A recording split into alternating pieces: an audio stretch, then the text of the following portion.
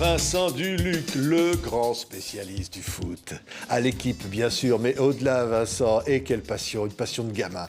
Vous publiez Dictionnaire amoureux de la Coupe du Monde, c'est savoureux aux éditions Plomb. Et puis on parlera du traditionnel que tout le monde achète, livre des 50 héros du Mondial 2022. Mais bon sang, est-ce qu'on a une chance cette année, la France, de gagner cette Coupe du Monde, Vincent? Ah, c'est une bonne question. Alors, les chances rationnelles sont assez faibles historiquement.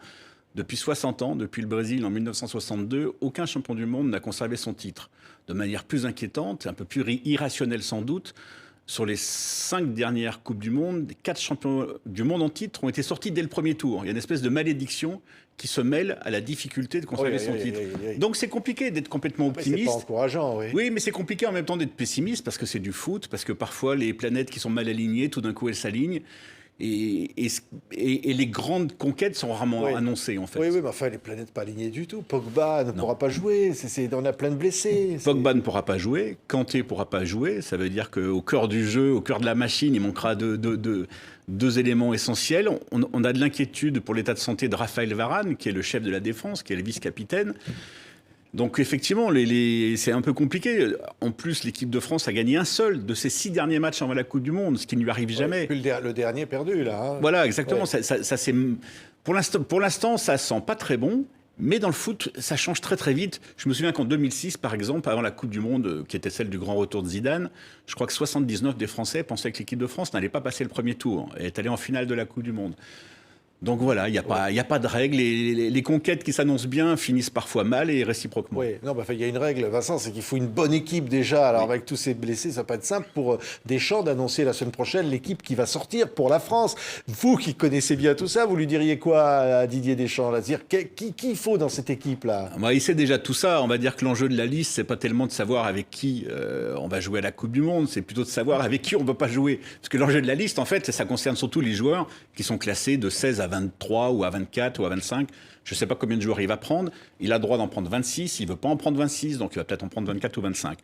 Mais le vrai enjeu, c'est de savoir qui va commencer la Coupe du Monde, quel sera le socle de l'équipe, qui va jouer contre l'Australie le 22. Il y a des incontournables. Il y a toujours des incontournables. Il y a toujours Loris derrière, dans les buts. Vincent, vous l'avez eu au téléphone aujourd'hui. Oui, absolument. Je l'ai eu ce matin. Et lui, il est plutôt optimiste. Il pense qu'il y a moyen de recréer quelque chose une fois arrivé sur place au Qatar.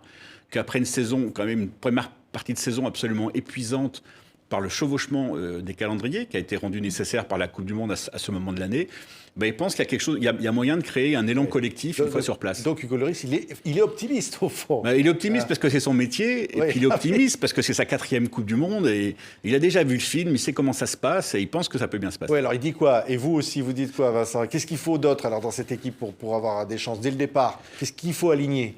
Il faut surtout que tout le monde ait la même idée. La même idée du jeu, la même idée, le même refus de la défaite et la même volonté de faire les choses ensemble.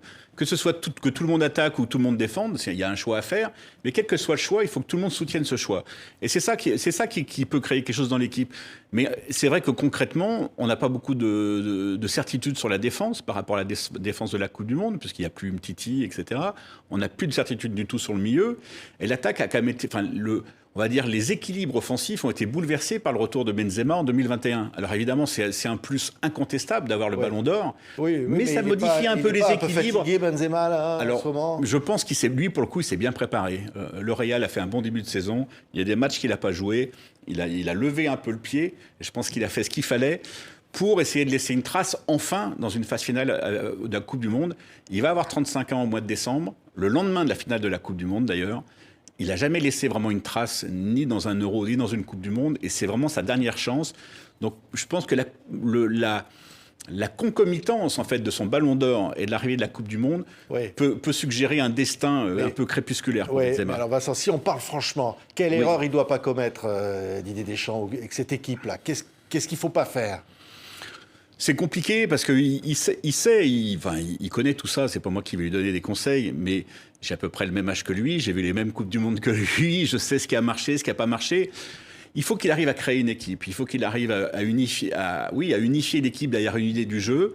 Il faut qu'il arrive à convaincre les joueurs ou alors laisser croire que l'idée vient d'eux. Mais en tout cas, voilà, il faut qu'il trouve une idée commune à laquelle s'accrocher. Il n'y a pas des joueurs à écarter d'emblée ou des erreurs à ne pas commettre? Non, je pense que la question qui se pose majoritairement, c'est est-ce qu'il faut emmener Olivier Giroud à la Coupe du Monde? Est-ce que du fait qu'il était un ancien titulaire, est-ce qu'il peut accepter pendant un mois d'être dans l'ombre de Mbappé et de Benzema, sachant que c'est le meilleur attaquant parmi tous ceux qui jouent pas? Alors, il faut l'amener, vous dites, vous, Vincent? Mais je sais pas, parce qu'effectivement, historiquement, les sélectionneurs qui ont renoncé parfois à un joueur majeur au profit de l'équipe, ils en ont été récompensés. On avait vu Jacquet. Jacquet avait renoncé, par exemple, à Ginola en 98, qui avait été élu meilleur joueur du championnat d'Angleterre cette année-là. Et il avait été récompensé au niveau collectif. Donc c'est toujours pareil. Pour faire une liste, il faut prendre les meilleurs joueurs, mais il ne faut jamais prendre les 22 ou les 23 meilleurs joueurs. Oui, regardez ce bouquin-là. Il faut quand même en parler, hein, ce dictionnaire amoureux de la Coupe du Monde. Vous êtes amoureux de la Coupe du Monde, même si elle a lieu au Qatar? Mais je suis toujours amoureux de la Coupe du Monde, parce que c'est quelque chose qui scande ma vie tous les 4 ans, depuis quasiment toujours, et je ne suis pas responsable personnellement du fait qu'elle ait lieu au Qatar. J'ai même, lorsqu'elle a été attribuée au Qatar, je m'en suis indigné. On est beaucoup dans le journalisme de sport à s'en être indigné. Malheureusement, notre indignation n'avait pas eu beaucoup d'écho parmi tous ceux qui s'en indignent 12 ans après. Je pense qu'il aurait fallu joindre nos indignations à l'époque. On a toujours dit que c'était une mauvaise idée de le faire pour d'aussi mauvaises raisons et sur un territoire grand comme la Gironde. Voilà. Tant qu'il y aura des abrutis à la FIFA, ils continueront de faire n'importe quoi. Mais qui a écrit ça? Vous savez qui a dit une chose pareille? C'est pas possible. Mais non, et c'est écrit dans ce bouquin, dans la préface, signé Michel Platini. Platini, Platoche, votre copain. Voilà ce qu'il dit aujourd'hui. Il dit qu'il y a des abrutis à la FIFA. On savait que sur la FIFA, il avait des raisons personnelles de ne pas être décevant. Voilà, Michel Platini. On savait que, voilà, que... Mais oui, parce que forcément, on peut en vouloir à la FIFA de mettre à ce point en danger quelque chose qui est aussi magique dans notre imaginaire et dans notre mémoire collective, bien sûr. Oui, c'est-à-dire, mais comment? Pourquoi il dit que ces abrutis continueront de faire... Tant qu'il y aura des abrutis, continueront de faire n'importe quoi. Ils vont être furieux contre lui, qui était le patron quand même. Oui, mais je pense qu'ils sont déjà furieux contre lui. Et pour le Qatar, lui, il ne parle pas du Qatar, parce que lui, on sait très bien qu'il est tombé, parce qu'il a voté pour que la Coupe du Monde ait lieu au Qatar. Donc il parle plutôt de la volonté de la FIFA de gérer le foot moderne par l'argent, de vouloir faire une Coupe du Monde tous les 2 ans et de briser un peu la magie de l'attente et la magie de la périodicité, comme ça, aussi éloignée d'une Coupe du Monde. Donc il faut changer tout ça pour retrouver le rêve, Vincent. Il faut virer certains leaders, là. Mais de toute façon, la FIFA, il n'y a rien à faire. On n'a aucun espoir. Ça fait 1 an et demi à peu près que Gianni Infantino, le président de la FIFA, s'est installé au Qatar pour être au plus près de la source. Et quand on parle de la source, on sait à peu près de quoi on parle. Et voilà, ça montre tout à fait les priorités de la FIFA, qui n'est pas le jeu, qui n'est pas les footballeurs, mais qui effectivement... qui est plutôt le gain et l'appât du gain. Oui, quel amour d'enfance pour le foot, vous. Hein. Oh là là. Mais j'ai toujours gardé ce sentiment, j'ai toujours ressenti la même magie, dans l'escalier les minutes juste avant, quoi, en montant dans un stade et en sachant qu'on va rentrer un peu dans ce truc un peu lumineux et magique, ça me fait à peu près toujours le même effet. Alors, si je faisais chaque semaine Montpellier-Brest, peut-être que j'aurais pas la même impression, mais qu'on a la chance de faire des grands rendez-vous de Ligue des Champions, même de Ligue 1 et de Coupe du Monde, c'est plus facile de ressentir la magie. Ouais. Allez, tiens, le plus grand souvenir de foot, Vincent. Peut-être qu'il est là-dedans, dans le bouquin, là. Sur la Coupe du Monde, ça remonte forcément à l'enfance. Pour moi, c'est les images de la Coupe du Monde 1970 au Mexique, en noir et blanc, et l'impression de découvrir un monde nouveau.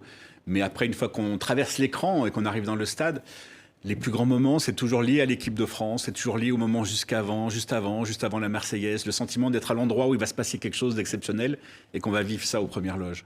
Merci beaucoup, Vincent Duluc. On va se retrouver plus tard, avant la Coupe, parce qu'évidemment, on veut vous faire vivre tous ces événements. Le dictionnaire amoureux de la Coupe du Monde chez Plon, dans cette série mythique absolument formidable. Et puis évidemment, le best-seller, le 50 héros pour le Mondial 2022, Vincent Duluc. Bonne Coupe du Monde. On y est presque. Merci à vous.